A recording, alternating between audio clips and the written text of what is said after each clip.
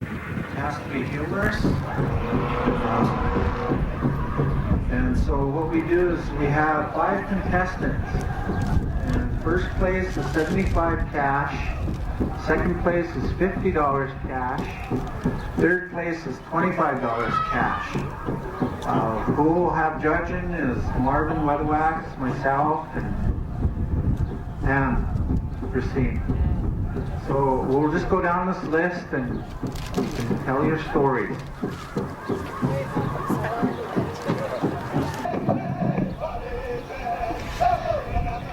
Okay. My name is Dusty Rose, and my tall tale involves Honey, Hollinger, Kim, Eugene, and Bob. We was all going on this ride out to go pick some berries, and we was out kind of going past, like, go up to East Glacier and then like kind of by the train tracks up that way by the river, and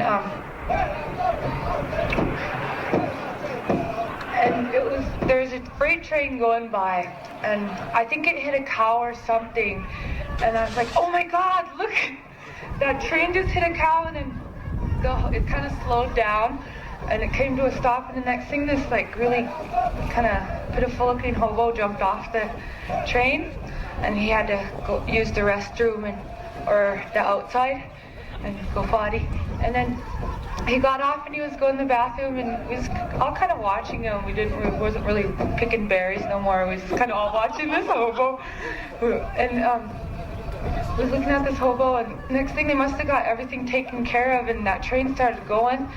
And that hobo was like, oh shoot, I better get on that train so I don't miss my ride and just be stuck way out here. So that hobo starts running, really running to catch that train, and the train sped up, and that hobo sped up, and he was really running really fast, and that train was going really fast. Next thing, that hobo got sucked underneath the train, and he kind of flew out the back and rolled like 4 or 5 times, and I was like, I wonder if he's alive or if he's okay, and I was just freaking out, and Eugene screamed really loud. Oh, he just scared Bob, and Bob's like, oh my gosh, trying to call on his cell phone, trying to get help or something. So nobody came, so we loaded that hobo up in the back of my truck, and then we were driving that hobo back, and he was all right. He wasn't even hurt really bad or nothing. He's a tough guy. And then we all decided that we'd take him in and like we'd all like kind of like give him a place to stay for a couple of days, and that hobo really got buggy, and like I had to always like take him places and stuff, and then so that's why I missed class.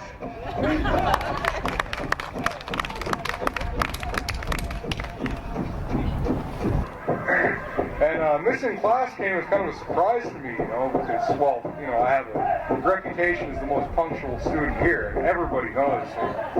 And, the day started like any other. I woke up on my queen-size bed, jumped off, ready for the day, slipped out of my silk pajamas, into my workout clothes for the morning workout, because, everybody knows how much of a health nut I am.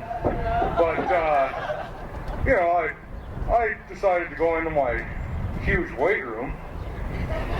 Start off with a light workout, nothing too heavy, bench pressing large farm animals, something along those lines, And so I get done there, I go for a quick swim in my Olympic-sized swimming pool, get dried off by a couple of models and spend the night. Nothing too out of the ordinary this day. So, I decide maybe I'll throw a little something extra into my workout. I got this pet elephant, he sleeps in a box under my bed. And so I decided, I'm going to curl this elephant. He's, but for some reason, just my arm fell out of the socket. Just, it was just scooting the bed up, the box up from under the bed, but it was an injury nonetheless. So I called for a reservation taxi. I get in there, I'm headed to my doctor, jump in the cab, and I see this broomstick sticking out from inside the seat, and I'm wondering, what's going on? And it wasn't until then that I realized that my cab driver was actually Hashik Hashim. The infamous Arab with the broomstick sticking out of, I won't say. Anyhow, we're on our way, and I see this clown, and I have this terrible fear of clowns. I don't know what it is, they just frighten me, so we decided to take a detour, I had called my doctor, told him I was on the way. We showed up a few minutes late. I told him why I was late, and he said, well, your shoulder will get better, but I think you ought to get that fear of clowns taken care of. And I kept telling him, I gotta get to class. It's really important, I don't want to damage my reputation. But he says, no, it's important. I got this psychologist friend upstairs. Go talk to him. He'll help you out with your fear of clowns. I said, okay. This guy, he's a bit odd looking, this psychologist. He's bald, he wears the little round glasses. And I still remember what he told me that day. He said, a clown is not a big spider. A clown will not bite you and throw you in the basement. But we have ways of making a clown a big spider. Like a sausage tipped with strychnine. So, I ended up more scared of the psychologist than I was of clowns to begin with. So, I ran out of money and couldn't take a taxi to class, so I decided to walk, and this, it was a ways away. So as I'm walking down the street, next thing I get jumped by these 4 gypsies, they just come out of nowhere. And they said, hey, are you Lonnie Pemberton? And I'm like, yeah, that's me, you want to make something of it? And they beat me mercifully, But, they had to do this whole thing, tied me up and beat me senseless, drug me off to their secret lair in Bermuda. But luckily, I have a friend in Bermuda. This friend's name is Sven Toyota, the Swedish ninja, good friend of mine. And, Sven, he doesn't care much for gypsies. So, I was real lucky he was around that day, and he hopped in, and, he just starts, all this Swedish kung fu type stuff. Next thing I'm out of there, and he says, hey, you're beat up pretty bad, and I says, well, I got to go to class today. And, that's why I missed class, I couldn't come to class looking all beat up, so thank you.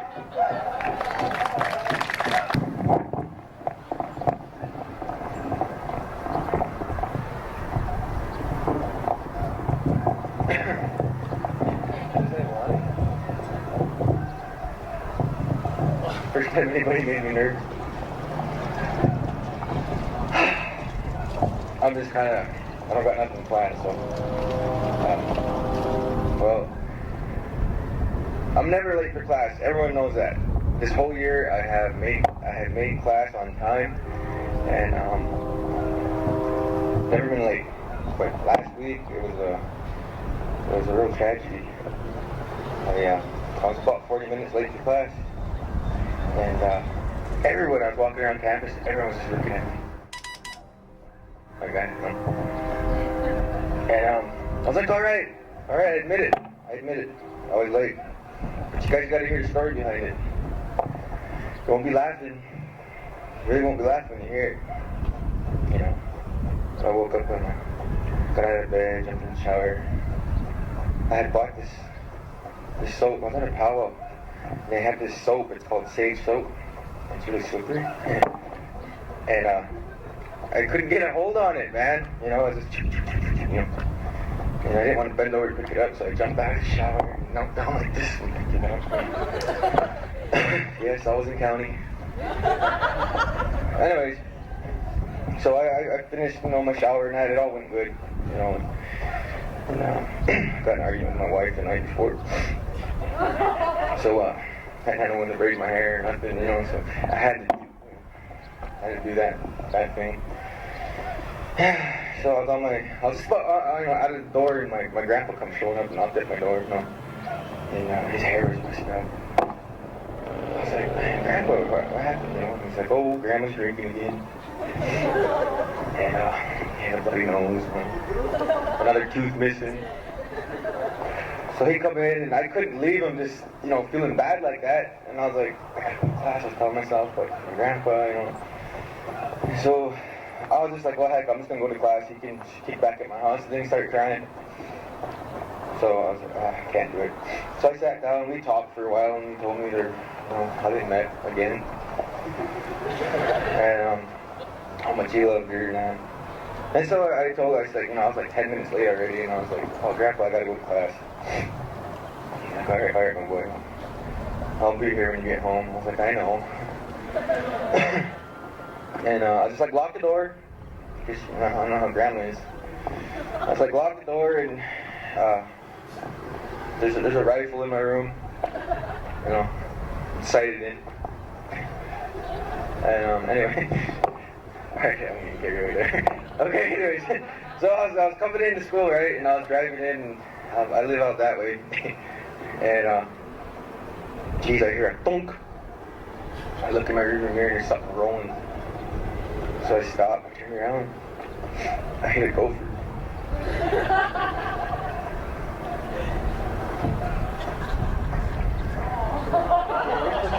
I know. Exactly. Okay. Alright. Just get over it, okay? Yeah, I gave him mouth to mouth. Tried everything I could. Poor thing just... So I buried him, and, you know, I got back in the car, and I was on my way to school, you know, and I was like, man, I'm 20 minutes late now. And I was going along, and all of a sudden, you know, I'm going, and there's like these tires going ahead of me. And I'm looking, and I hear sparks flying everywhere. My nephew loosened up all my lug nuts. And it wasn't very funny. So I end up going in the ditch, and I'm like, oh, heck on it, man, I don't care, I'm just gonna walk to school. So, anyways, I was on my way. This is where it really gets carried away. I was on my way to school, I was hitchhiking. This car, and it was like this. This great big fry-braid woman was sitting in the front. And she was just... I needed a ride, what can I say? So I jumped in. And she wouldn't let me go.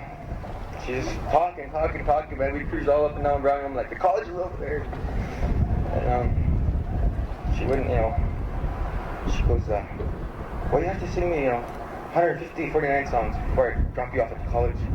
I'm like, I don't know that many 49 songs. She goes, we'll make them up. Okay.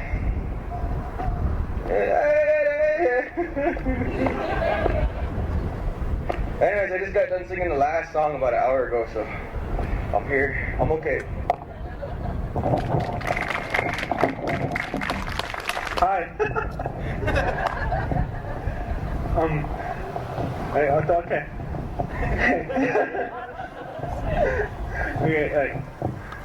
Okay, yeah. Okay.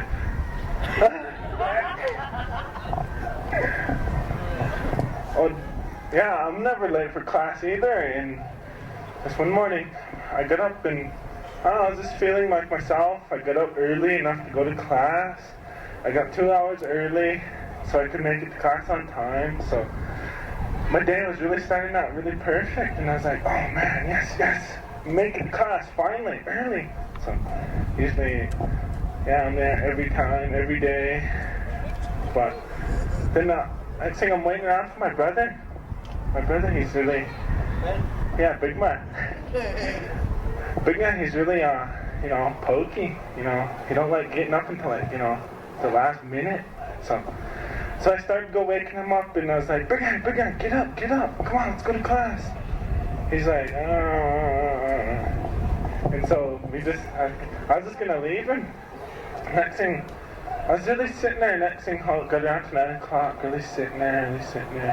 Went down there again, started shaking him again. Next thing, pretty soon I was hitting him and stuff like that. Next thing, I pulled his covers off, and I was gonna go and get some water. Next thing, he slapped me. Then he like went out and he put his covers back over, and I was like, oh, how am I gonna get this guy up?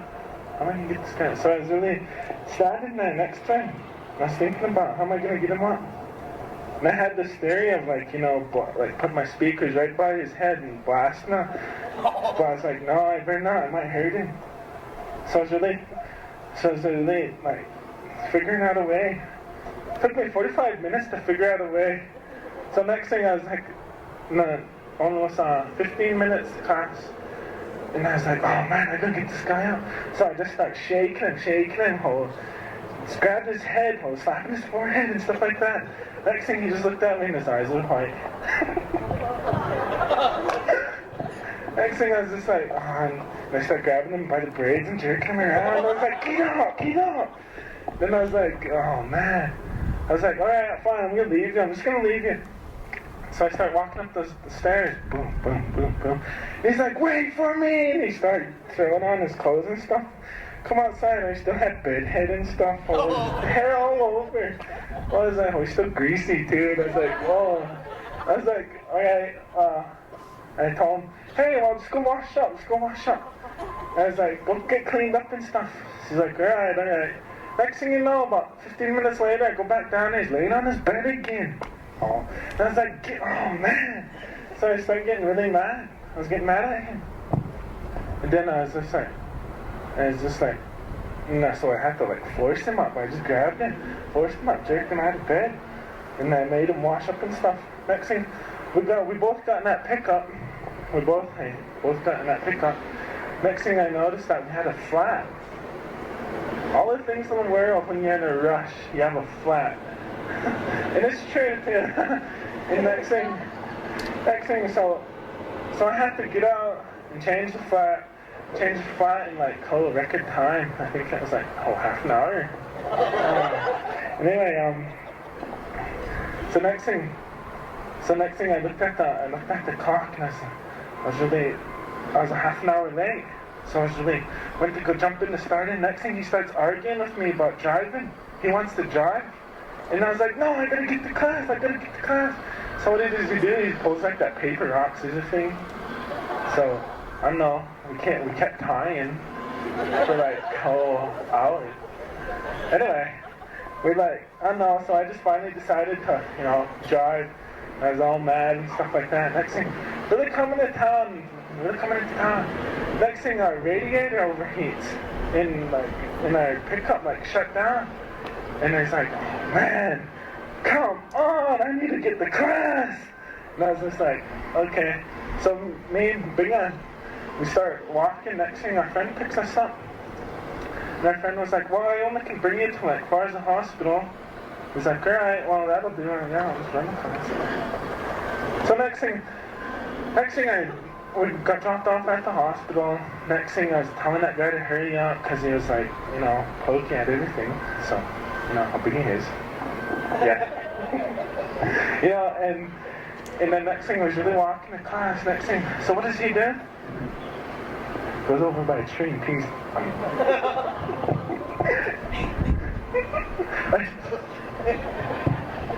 I never said that. Okay. The next thing, I don't know. So we start arguing again about, time and being a, factor right now and stuff like that. Next thing, I don't know. So he goes around and sees all his friends. And I start getting mad at him because, I have to, watch over him. And then, he's still pokey though. Anyway, he just so we finally get to class. And I finally get to class. We got a sign on the door. No class today. Sign-in sheet.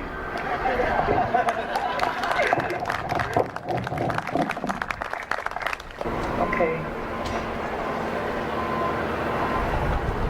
Well, this one day, a friend of mine, Eileen, did come to my home and asked me if I wanted to take a ride with her. And I told her, I said, okay. She said, well, we'll just travel west. So as we were traveling, we did pick up two guys that were hitchhiking. And they got in the back seat, and then they began to slowly, one guy began to unbutton his shirt, and so did the other guy. Arlena began to scream.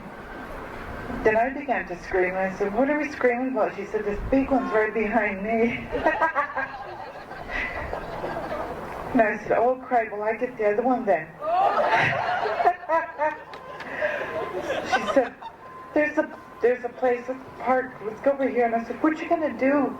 We're going to tell them to get off of the car. So we did. We asked them if they would get off of the car. And they said, don't do this to us. There's a yard sale just a few miles from here. We'll get off there. So we got to the yard sale, and there was this lady at the yard sale. She began to scream and cry. So we asked her, what's wrong? She said, the four of you have to leave before I call the police. We didn't leave right then, and they did call the police. When the police did, he was a sheriff. When he did drive up there, he began to, he was crying and screaming. So Arlene and I, we began to cry and scream too. We did ask him what was wrong. He wouldn't, I know he wanted to cuss, but he wouldn't. He was just pointing his finger right at us, right in our face. He said, that's my son-in-law you're with. Where's his clothes? I said, he said, take both of them and get out of here. I said, to jail? He said, no, just get out of here. So we did. And the reason why I'm late, because we were gone for a few days. And right today, I'm still trying to explain to my family that the reason why I was late. And now that guy just keeps using that computer deal, trying to get hold of the both of us. And he said, please, he said, we're going to be hitchhiking soon again. He was begging us to pick them up. So, we're not going to. And she can hear me. But this really did happen. Oh. Thank you for listening. Bye.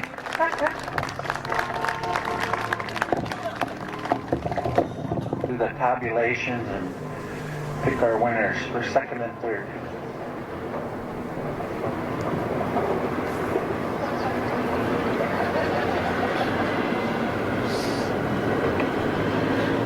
The results of the contest, and what we decided was all of the excuses were pretty valid. What we're going to do is go ahead and go from 5th place to 1st place. So for the 5th place and $15, we have Dusty Rose.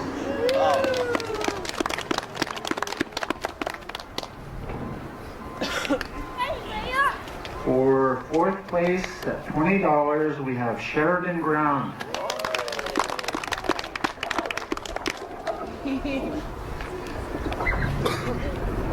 For 3rd place, we have Gary Middlerider for $25.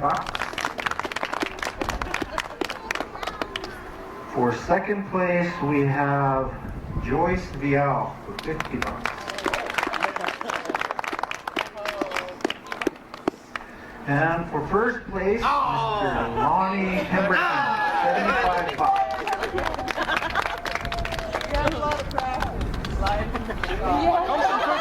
Thank you. What we're doing right now is we have our championship game of the stick game. The winner takes all.